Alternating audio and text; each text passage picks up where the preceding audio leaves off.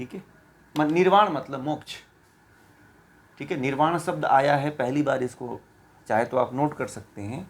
निर्वाण का मतलब होता है मोक्ष, और भगवान बुद्ध निर्वाण का बड़ा उपयोग करते हैं, निर्वाण शब्द का, ठीक है। निर्वाण जो है परम निर्वाण वाली शांति को, यानी कि मोक्ष को प्राप्त कर लेता है। इसीलिए संबंध किसके साथ जोड़ के रखिए। मैंने जो वही बात कर रहा था कि आपको संबंध किसके साथ जोड़ना है। अभी जिस पे बात हो रही थी वह किसकी बात हो रही थी, ब्रह्म की। तो आपको जीवन में किससे जुड़ना है, ब्रह्म से जुड़ना है। जो अब तक मैंने आपसे सारी बातें कही, इसका मतलब यही है कि आप इधर उधर मत जोड़ो अपने आप को। इनको, जैसे कि आप जिनको भी देवी देवता है, जैसे राम है, कृष्ण है, गणेश हैं, शिव हैं, इनको अपना आदर्श बनाओ और जुड़ो किससे, आप उस ब्रह्म से जुड़ो, ठीक है। क्योंकि यह भी आपको ब्रह्म तक ही ले जाते हैं।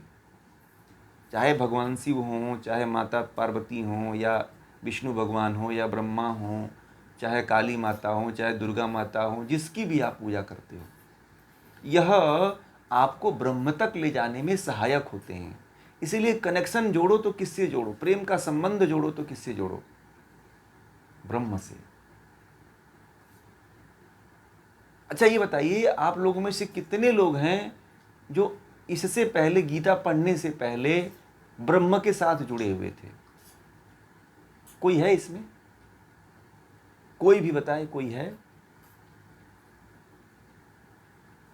कोई नहीं है ना?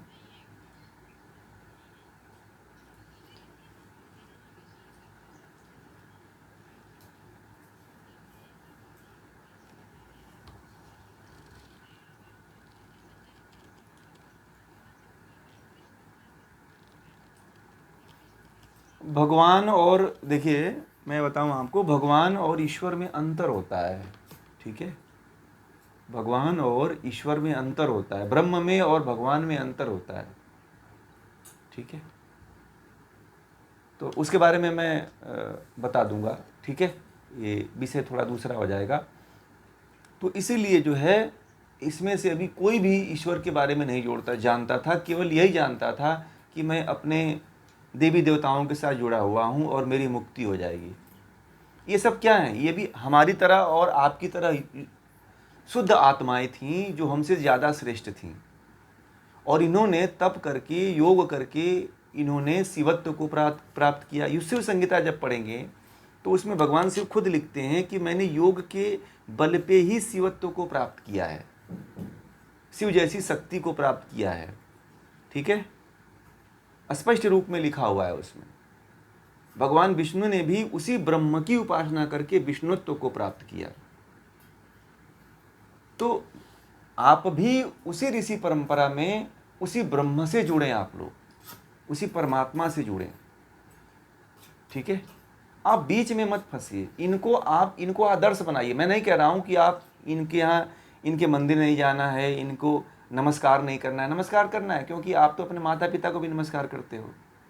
तो हमसे जो ऊंचा है, जो ज्ञान रखता है, उसको नमस्कार करने में क्या है, उसके मंदिर में जाने में क्या है। जाओ मंदिर में, उसके यहाँ भी सर झुकाओ, उसको भी चढ़ा दो कुछ चढ़ावा, उसके अंदर यदि कुछ गुड़ है तो उसको भी ले लो। आप कुछ छोड़ना नहीं है, परंतु अपने को किससे जोड़ना है, ब्रह्म से।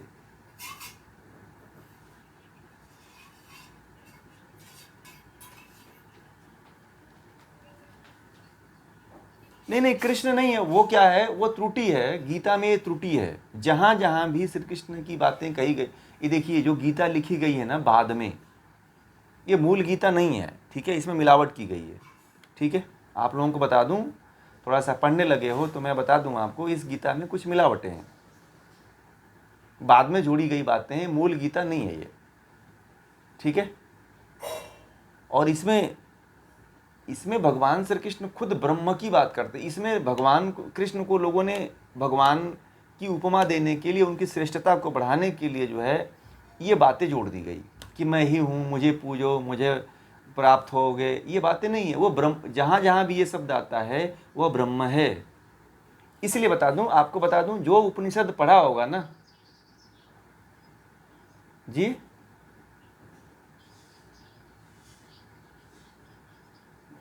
माइक बंद कर। एक बात बताऊँ आप लोगों को, आप उपनिषद पढ़ोगे ना और गीता पढ़ोगे तो आप लोगों को सेम मिलेगा, उसमें कोई विशेष अंतर नहीं मिलता है। तो उपनिषद पहले हुआ है, गीता से भी पहले उपनिषद हुआ था, ठीक है। तो दोनों को मिलाओगे ना तो वहां पे ब्रह्म की बात आती है, ठीक है, ईश्वर की बात आती है। और आपको बता दें कि भगवान श्री कृष्ण, भगवान राम, भगवान ब्रह्मा, भगवान शिव, भगवान विष्णु, माता काली, दुर्गा, सब लोगों ने उसी ब्रह्म की उपासना किया हुआ है। और उसी ब्रह्म की उपासना करके आज वह लोग उतने ऊंचाइयों को, योगों को प्राप्त किए। हमें यह उनसे शिक्षा लेकर के आगे बढ़नी है। अब कुछ लोग जो जिनके अंदर ये भ्रम पैदा हुआ था, उस भ्रम को आप लोग दूर कर दो। बात समझ में आ गई? ये जो बातें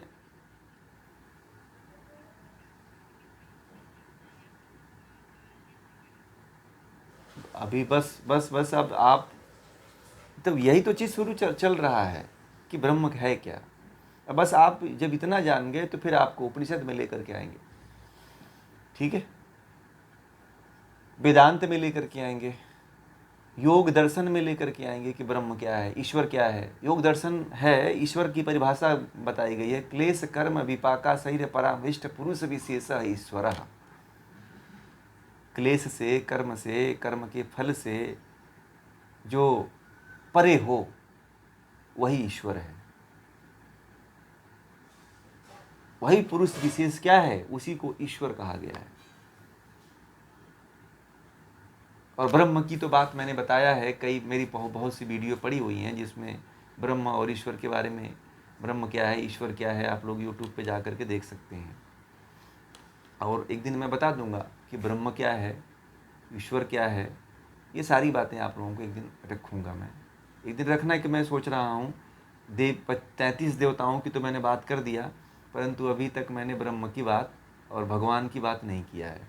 तो ब्रह्म क्या होता है, भगवान क्या होता है, किसी दिन हम इस विषय को ले लेंगे, क्योंकि एक ऐसा विषय है जिसको मुझे लगता है कि आप लोगों को अलग से जानना चाहिए उसको, ठीक है। तो इसलिए जो है अभी इस विषय को आज के बाद आप जो है धारण करिएगा, ठीक है, जैसा बताया गया है। और किस रास्ते पे चलना है, जुड़ना है तो ब्रह्म से जुड़ो, जिससे भगवान शिव भी जुड़े हुए हैं, जिससे ब्रह्मा भी जुड़े हुए हैं। आप उससे जुड़ना चाहोगे कि जो आत्मा है उससे जुड़ोगे।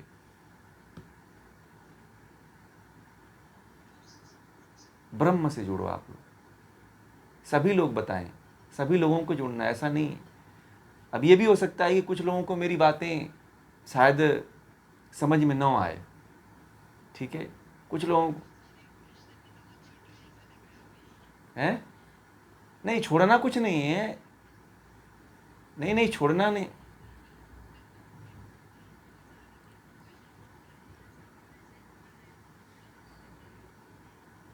नहीं आप पकड़ लोगे पूरी तरह से। जब इसमें आप जुड़ जाओगे ना, मैं भी इससे पहले जो है करीब 10 साल में भटका हूँ,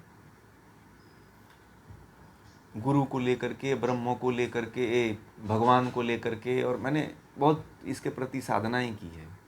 राम को लेकर के, कभी शिव को लेकर के, कभी ब्रह्मा को लेकर, कभी विष्णु को लेकर के, कभी दुर्गा को लेकर, कभी काली को लेकर, परंतु ये वास्तविकता नहीं थी। मैंने जो भटकाव मेरा हुआ है, ठीक है। जब मैंने वास्तविक ब्रह्म के बारे में जानना शुरू किया और जाना, तब से मैं पुनः पीछे नहीं मुड़ा। और मैं तब से मैंने सोचा कि जो आनंद इस ब्रह्म में है वो मैं क्यों ना सबको बताऊं, क्योंकि मैंने देखा कि ये जो पूरी मानवता है वह उस ब्रह्म के तरफ न होकर के जो मुक्त आत्माएं हैं उनको पूज रही है।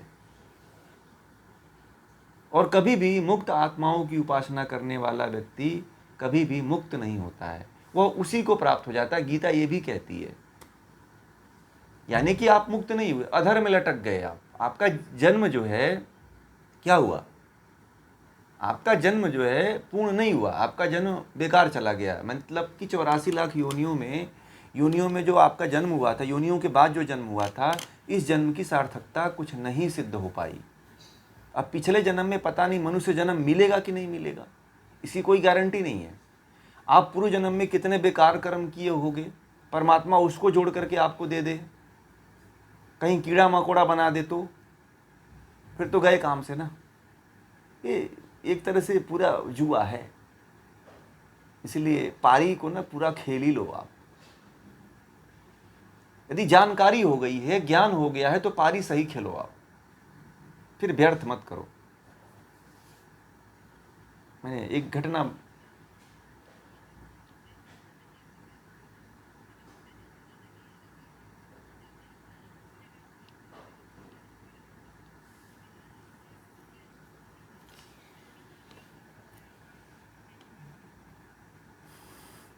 मोक्ष के बाद भी आना पड़ता है, इसीलिए तो इन्होंने कहा ना स्वाति जी ने कि हम ब्रह्मास्मि, इसीलिए हम ब्रह्मास्मि हम नहीं हैं।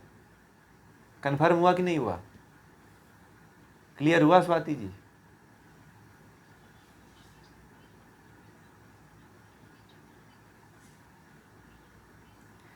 क्योंकि इसलिए नहीं हो सकते कि आपका जन्म आपने एक ही जन्म आपका थोड़ी है, हजारों बार आपने पृथ्वी पे जन्म लिया है और उस जन्म में आपने हर योनि में अलग अलग कर्म छोड़े हैं आपने कर करके। कुत्ता योनि में जन्म लिया तो कुत्ते में कितने जानवरों को काट दिया होगा आपने। शेर का जन्म लिया होगा तो प्रतिदिन एक जानवर को मार के खाया है आपने। तो उन सभी योनियों में कर्म आपने छोड़ा है कि नहीं छोड़ा है, बताओ आप। तो न्याय तो उसका न्याय कौन करेगा बताइए। आप मनुष्य योनि में आ गए तो उसका तो आपने तप करके, तपस्या करके और उस कर्म को आपने दग्धबीज कर दिया, परंतु अन्य योनियां हैं जो उसमें आपने कर्म किया है, उसको कौन भुगतेगा। और ये जो आप लोग ज्ञान लेकर के जाते हो ना, ये ज्ञान जो है अल्प पड़ जाता है। जैसे जैसे हम मोक्ष में रहने के बहुत लंबा समय व्यतीत हो जाने के बाद यही ज्ञान जो है, यह ज्ञान कमजोर पड़ने लगता है। इसीलिए पुनः हमें वापस आना पड़ता है ज्ञान को पुनः प्राप्त करने के लिए। जिस ज्ञान को प्राप्त करके भी आप मुक्त होगे, वही ज्ञान आपके अंदर बना रहेगा। विशेष ज्ञान, फिर एक विशेष ज्ञान प्राप्त होता है, और यही ज्ञान जो है धीरे धीरे जो है, जब मोक्ष का समय पूरा होता है तो धीरे धीरे यह ज्ञान धीरे धीरे क्या होता है, अज्ञानता में प्रकट होने लगता है। और फिर हम पृथ्वी पे आ जाते हैं। पृथ्वी पे आते हैं तो हम पूर्णतः पशु हो जाते हैं, ज्ञान पूरी तरह से नष्ट हो जाता है। हमें पता नहीं होता है कि ये मोक्ष आत्मा है जो पृथ्वी पे आए हैं। हमारी आत्मा तो अजर अमर है, कभी नष्ट होती नहीं है।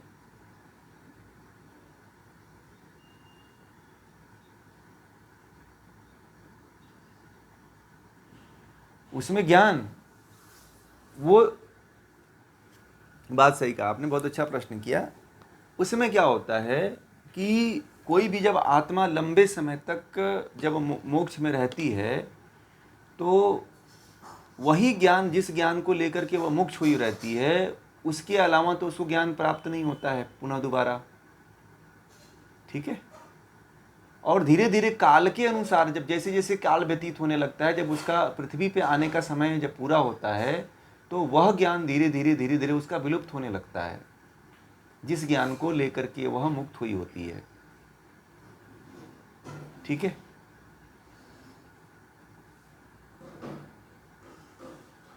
ऐसा होता है, ऐसा शास्त्रों में वर्णित है। ठीक है। मैं वही बता रहा हूं आप लोगों को। ज्ञान भी परमानेंट नहीं रहता है, क्योंकि अगर ज्ञान परमानेंट रहता तो हर आत्मा दूसरे योनि में आती तो ज्ञान बना रहता कि नहीं बना रहता, आप बताओ। मान लीजिए आप मुक्त आत्मा से मान लीजिए आपकी मुक्त आत्मा, मुक्त हो गए थे आप। ठीक है। मुक्त का मतलब कि काल पीरियड पूरा हो गया, फिर आपको मनुष्य योनि में ही जन्म मिला, तो वह ज्ञान बने रहना चाहिए था कि नहीं रहना चाहिए था? रहना चाहिए था ना। वह ज्ञान समाप्त हो जाता है, फिर पुनः मनुष्य योनि में आते हो तो फिर आप जीरो हो जाते हो, पशु हो जाते हो। यदि वह ज्ञान अस्थायी रहता तो आप मनुष्य योनि में देखते, फिर आदमी जन्मते ही पूरा ज्ञानी हो जाता। आपने जन्मते ही किसी बच्चे को ज्ञानी होते हुए देखा है? और बड़ा भी हो जाए, जब तक उसे किसी से ज्ञान नहीं मिलता है तब तक वह अज्ञानी ही बना रहता है। यदि आप लोगों को भी यह ज्ञान नहीं मिलता तो आप लोगों को ज्ञान होता क्या? कहीं से ज्ञान मिला है तो ही तो ज्ञान मिल रहा है ना आपको। यह ज्ञान भी अस्थाई नहीं है, ठीक है? क्योंकि मैं बताया ना आपको कि हमारे हजारों जन्मों के जो कर्म हैं, उस कर्म का फल हमें भुगतने के लिए परमात्मा हमें यह बार बार इस चक्र में हमें डालता रहता है। क्योंकि परमात्मा को न्यायकारी कहा गया है, इसीलिए वो अन्याय किसी के साथ नहीं करता। आपने एक योनि में थोड़ी जन्म लिया है, 84 लाख योनियां हैं। उन 84 लाख योनियों में हर योनि की एक प्रकृति होती है। जैसे कि शेर की प्रकृति होती है जानवर को मार करके खाने की, ठीक है? गाय की प्रवृत्ति होती है कि घास फूस आदि खा करके दूध आदि देने की, दूध दही आदि घी आदि देने की प्रकृति होती है। तो उसमें भी आप अच्छे बुरे दोनों कर्म किए होंगे, ठीक है? मान लीजिए मच्छर का जन्म मिल गया हो तो आपने काटा ही होगा, और पता नहीं कितने लोगों को मलेरिया हो गई होगी, कितने लोग मर गए होंगे, तो पाप कौन भोगेगा उसका? आपने मच्छर योनि में जो कर्म किया और उसे हजारों लोग डेंगू और मलेरिया होकर मर गए, तो उसका पाप कौन भोगेगा? हाँ, तो धर्म धर्म नहीं हुआ वो धर्म धर्म नहीं हुआ, पाप। अगर वह देखिए ऐसी नहीं है कि जीव जंतु जो हैं, सभी जीव जंतुओं में भी एक स्तर है, देखना आप, ठीक है? जैसे गाय है तो गायों में भी बहुत अच्छी गायें हैं, कुत्ते भी हैं तो कुत्तों में भी बहुत अच्छे कुत्ते मिलेंगे, और कुछ बहुत ऐसे कुत्ते मिलेंगे यदि खड़े हो जाओ तो आपको दौड़ा दें। और ऐसे कुत्ते हैं जो डेली लोगों को काटते हैं, ठीक है? हमारे यहाँ एक कुतिया थी, तो वह क्या करती थी कि उसकी एक आदत थी कि जो भी रास्ते से गुजरता था, दूसरे गांव का व्यक्ति आता था तो उसको डेली काटती थी, किसी न किसी को, नए व्यक्ति को काटती थी, उसकी आदत थी। और अपने जीवन काल में वो प्रतिदिन जो है, मुझे पता है कि 2-3 साल तक जीवित रही, वह जीवित रही, परंतु उसमें वह जो है 100 क्या 100 150 200-300 400 500 लोगों को काटी होगी वो। और उसको ढूंढते थे लोग मारने के लिए, कभी पकड़ में ही नहीं आई वो, इतनी तेज थी वो। मगर रोटी खाना होता तो चली आती थी। संयोग की बात की, जहां वो रहती थी जी, मैंने भी उसको खिलाया, मेरा धर्म था, मैं क्या करूँगा, उसको मार तो सकता नहीं था, ठीक है? तो अपने कर्म के अनुसार उसका यही कर्म ही था। और कुछ ऐसे कुत्ते थे जो कभी जीवन में किसी व्यक्ति को भोंकते तक नहीं थे, काटते तक नहीं थे, बड़े शांतिपूर्वक बैठे रहते थे बेचारे, ठीक है? तो बहुत अच्छे भी लोग होते हैं। हर योनि में हर व्यक्ति का देखना कर्म होता है अलग अलग। गाय है तो कुछ गायों में गाय ऐसी होती हैं जो बड़ा शुद्ध होती हैं, और कुछ ऐसी गाय होती हैं जो लात मार देती हैं, कभी दूध नहीं देती हैं, उठा करके सींग लगा के फेंक देती हैं, दौड़ा देती हैं, चढ़ जाती हैं शरीर पे, पैर कुचल देती हैं। तो उसमें भी तो आपने जो कर्म किया है, या कर्म के फल को भोगा है, या मनुष्य योनि में जो कर्म किया है। परंतु एक चीज़ और बता दूं आपको कि जो मनुष्य योनि में किया गया कर्म होता है ना, वह पशु योनि से ज़्यादा प्रभावकारी होता है, ठीक है? और यही सब कुछ तय करता है मनुष्य योनि में किया हुआ कर्म। और आपका एक एक सेकेंड में, एक एक पल में किया हुआ कर्म बड़ा कीमती है, ये ध्यान रखना। या आपके जन्म मरण को तय करता है। यार,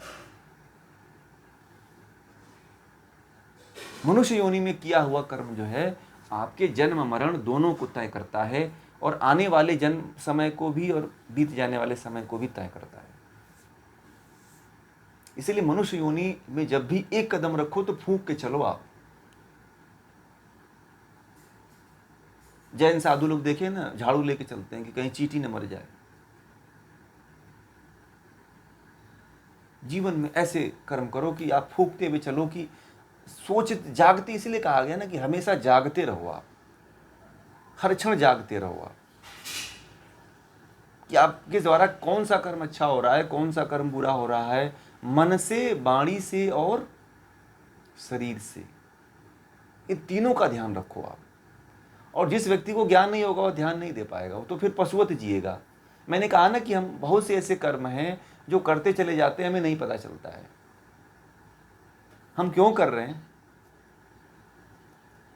जी? हाँ, मन और वचन से आप यदि किसी के बारे में गलत सोच रहे हो तो वह कर्म हो गया, वह भी कर्म। हाँ, केवल शारीरिक जो कर्म होता है वह कर्म नहीं होता है। यदि आपने मन के द्वारा किसी के बारे में गलत सोच लिया, किसी के बारे में बुरा सोच लिया, तो आपके खाते में जो है वह बुरा कर्म जुड़ गया। यदि किसी को वाणी से बोल दिया आपने या किसी को बोल के करवा दिया तो भी आपका कर्म हो गया, बराबर ही हो गया। आप नहीं करते हो, किसी से करवाते हो तो भी वो कर्म हो गया, या वाणी से किसी को कमेंट कर दिया तो भी कर्म हो गया।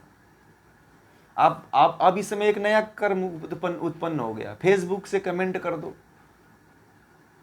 स्टेटस पे कमेंट कर दो तो भी वह कर्म हो गया। ऐसा नहीं है कि अब फेसबुक से कुछ मैसेज भेजते हैं और वो ना हो जाए। उस पर तो सरकार ने भी कानून बना दिया, जेल में डाल दे रही है कि आप ऐसे नहीं लिख सकते हो। तो ये भी एक कर्म हो गया। ठीक है, मन, वाणी और शरीर, इन तीनों के द्वारा कर्म होता है, ध्यान रखना आप। और जो व्यक्ति इन तीनों के द्वारा संभल करके कर्म करता है वह व्यक्ति अपने जीवन को सार्थक बना पाता है। ये जीवन बड़ा तलवार की धार के समान है। ये जीवन जो है तलवार के धार के समान है, ध्यान रखिएगा। थोड़ा सा डगमगाए ना तो फिर आप समझो कि एक सुई के नोक पे कदम रख रहे हो, सुई के नोक के रास्ते बने हुए हैं, एक पतली धागा नुमा रास्ता बना हुआ है, उस धागे पे आप चल रहे हो। थोड़ा सा भी अगर आंख झपकी तो फिर तुरंत गिरे आप। इसलिए तत्क्षण हर क्षण जागते हुए चलना है। हम लोग तो बेहोशी में जीते हैं ना जीवन, बेहोशी में, नशे में। आपको पता है हम लोग अपने आप को इस चेतना में न जी करके हर समय अपने आप को क्या करते हैं, बहलाने का कार्य करते हैं। क्या करते हैं, बहलाते हैं। बहलाते हैं कि नहीं बहलाते हैं? इसीलिए हमने एक शब्द जोड़ लिया अपने जीवन में, मनोरंजन, मन का रंजन। ठीक है, मनोरंजन हो गया।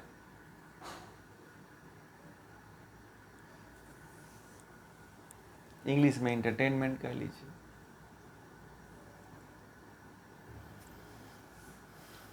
तो जितना आप बहलाओगे उतना आप अपने से दूर होते चले जाओगे,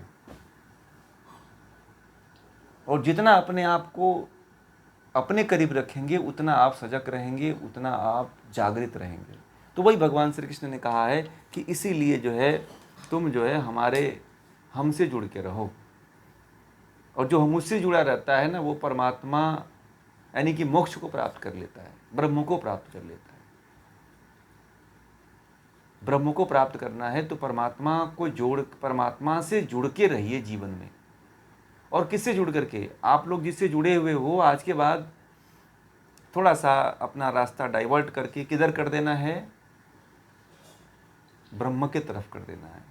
मैं नहीं कह रहा हूं कि आप जिनके देवी देवताओं के प्रति आस्था रखे हो उनको छोड़ना, आप उनसे कहना कि हे देवी देवता आप हमें उस ब्रह्म के तरफ प्रेरित करो। ठीक है, वह आपको ले जाएंगे, आपको आपके जीवन में वो सहायक होंगे। आपको अपने देवी देवताओं को, भगवान को नहीं छोड़ना है। ठीक है, आपको जुड़ना किससे है, आपका मुख्य कनेक्शन किससे होगा, ब्रह्म से। ये ध्यान रखना, बस यही करना है आप लोगों को, और कुछ नहीं करना है। अभ्यास तो पहले से है।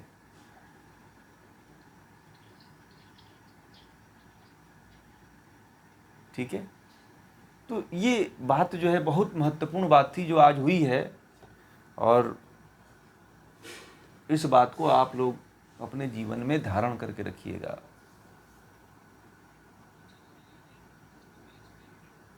हाँ, मोक्ष भी एक्सपायरी डेट है,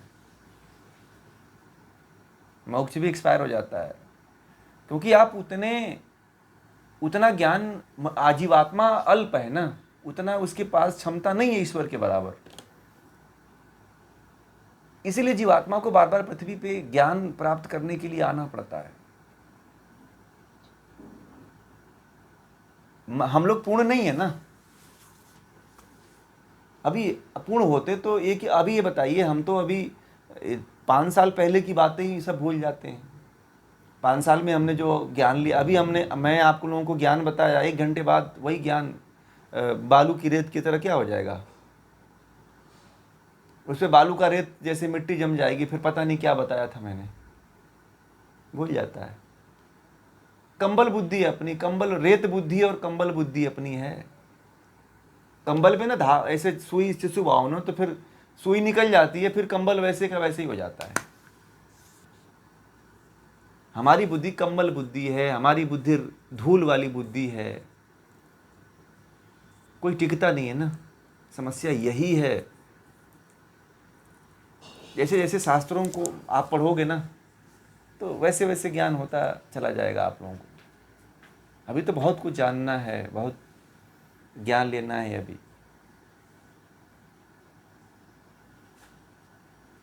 ये जीवन, इसीलिए तो जीवन को रहस्यमय कहा गया है। और जो नहीं जान पाता है, जो नहीं समझ पाता है, वह तो फिर उसको कोई चिंता नहीं है। ठीक है, जो ज्ञानी है ना, जो ज्ञान को ग्रहण कर रहा है, दुखित वही है। ये भी ध्यान रखिएगा।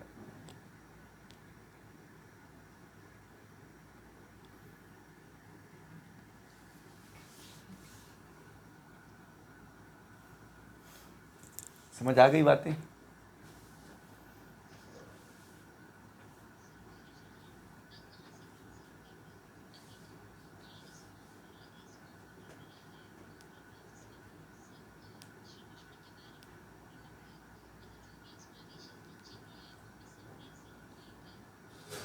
आप जो है ना, आप गीता जो है साधक संजीवनी स्वामी राम सुखदास जी की ले लीजिए, गीता प्रेस गोरखपुर की,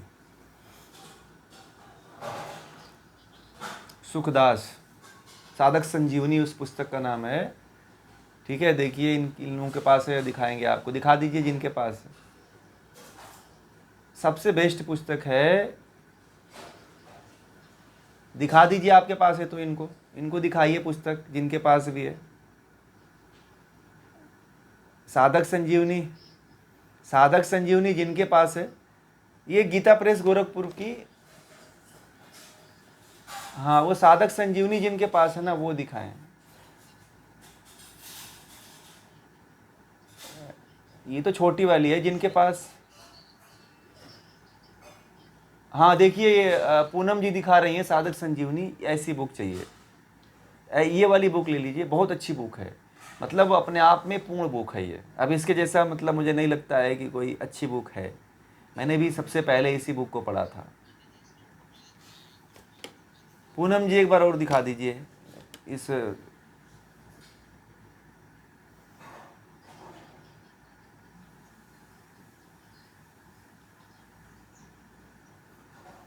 आप जो है ना, सुनिए एक चीज़ और बता दूं आप लोगों को, गीता प्रेस गोरखपुर की जितनी बुक है ना, आप लोग ऑनलाइन मत लिया करिए, स्टॉल से ख़रीदा करिए, क्योंकि यह फ़ायदा सीधे गीता प्रेस गोरखपुर को हो, और बड़ी बड़ी कंपनियों को ना दे के पैसा जो है आप लोग जो है किसको दीजिए, बुक वाले को दिया करिए, दुकान वाले को फ़ायदा कराया करिए आप लोग।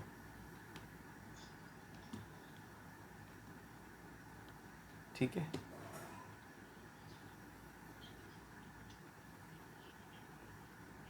हाँ ये भी गोरखपुर की है, परंतु वह वाली बुक जो है बहुत अच्छी। हाँ ये भी है, हाँ ये भी अच्छी है, मिल जाएगी, सब जगह मिल जाएगी। कहीं नहीं जाना है आपको, रेलवे स्टेशन पे चले जाइए। ठीक है,